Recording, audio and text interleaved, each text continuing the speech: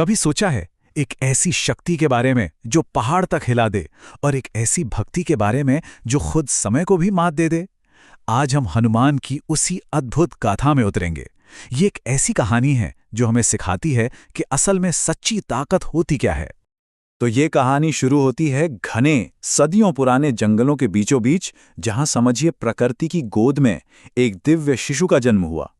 तो सबसे पहले बात करते हैं उस दिव्य बालक के जन्म की, जिसकी रग रग में ना असीम शक्ति दौड़ती थी। वो जन्म से ही बिल्कुल अलग थे। उनकी आवाज में आग जैसी ऊर्जा थी, मन में हर चीज को जानने की एक गहरी जिज्ञासा, और शरीर तो मानो अनंत ऊर्जा का समुंदर हो। वो सूरज की तरह चमकते थे और एक पहाड़ की तरह मजबूत और अटल। उनकी इस भोली पर बेहिसाब शक्ति का एक बड़ा ही मजेदार किस्सा है। बचपन में एक दिन उन्होंने आसमान में चमकते सूरज को देखा और उन्हें लगा कि वो कोई पका हुआ मीठा सा फल है। और फिर क्या हुआ? बस बिना एक पल सोचे वो उसे पकड़ने के लिए सीधा आसमान में उड़ चले। सोचिए जरा, ये किसी आम बच्चे का खेल तो था नहीं, ये तो उनके अंदर छिपी दिव्यता का पहला सबूत था। और बस यही वो पल था जब दुनिया ने पहली बार महसूस किया कि ये सिर्फ शारीरिक बल नहीं है। उस एक उड़ान में उनके अंदर के चमत्कार, उनकी दिव्यता की पहली झलक साफ दिख गई थी।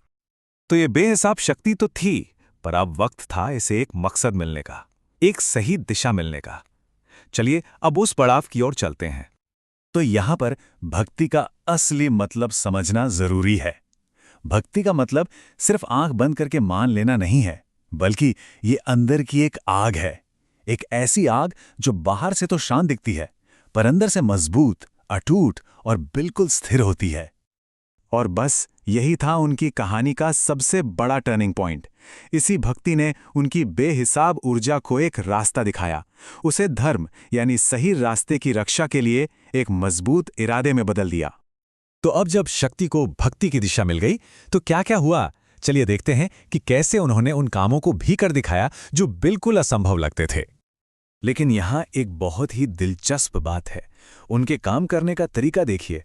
हर काम की शुरुआत होती थी बुद्धि से, फिर आती थी विनम्रता, और उनकी जो अपार शक्ति थी ना, वो तो बस आखिरी चीज थी, जब कोई और रास्ता ही ना बचा हो। और जब उनकी शक्ति को एक मकसद मिला, तो जो नतीजे सामने आए वो कमाल के थे। पहाड़ उनके छूने भर से कांप उठते थे, विशाल समंदर उनकी हवा जैसी रफ्तार के आगे रास्ता दे देता था, और उनके पक्के इरादे ने तो समंदर की लहरों पर पुल तक बना दिया था। तो अब हम पहुंचते हैं उनकी यात्रा के उस पड़ाव पर, उस शिखर पर जहां उनके कर्मों के बदले उन्हें एक दिव्य वरदान मिला। उनकी जो निष्ठा थी ना, वो इतनी गहरी, इतनी साफ थी कि उसका सीधा नतीजा था अमरत्व। ये एक ऐसा इनाम था जो उन्होंने अपनी ताकत से नहीं, बल्कि अपने चरित्र और अपनी निस्वार्थ सेवा से कमाया था। लेकिन देखिए, कहानी यहां खत्म नहीं होती। ये सिर्फ एक गुजरे हुए वक्त की बात नहीं है। ऐसा माना जाता है कि उनकी मौजूदगी आज भी इस धरती पर महसूस की जा सकती है। कहते हैं उनकी ऊर्जा आज भी वहां है जहां सच्चाई, हिम्मत और समर्पण एक साथ खड़े होते हैं। तो इस पूरी कहानी का असली सार क्या है? सच्ची शक्ति का राज क्या है? चलिए उन गहरी सीखों पर एक नजर डालते हैं जो आज भी उतनी ही मायने रखती हैं। पहली बात कि बेहिसाब ताकत का असली मतलब है विनम्रता। और दूसरी, उतनी ही गहरी बात कि सच्ची शक्ति असल में शारीरिक बल में नहीं, बल्कि निस्वार्थ सेवा और भक्ति में ही है। तो ये कहानी हमें एक बहुत ही गहरे सवाल पर लाकर छोड़ देती है।